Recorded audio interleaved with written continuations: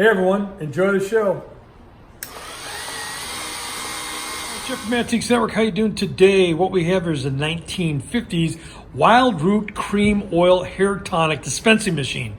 For only 5 cents, you could put this crap in your hair and look sweet for the rest of the day. So if you're into vintage advertising, want just something cool to have that actually works and works well, this might be for you.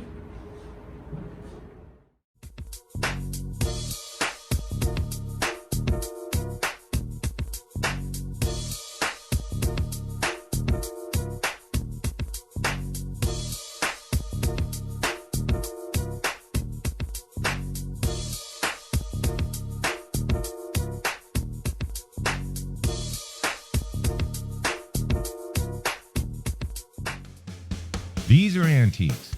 These are mantiques. Antique, mantique. These guys sell mantiques. This is their store. We're bringing stuff every day, in and out, in and out, in and out. We're shaking and baking. These are their customers. Give me the rundown on the GMC. This lived in a bar in Ghent in Belgium.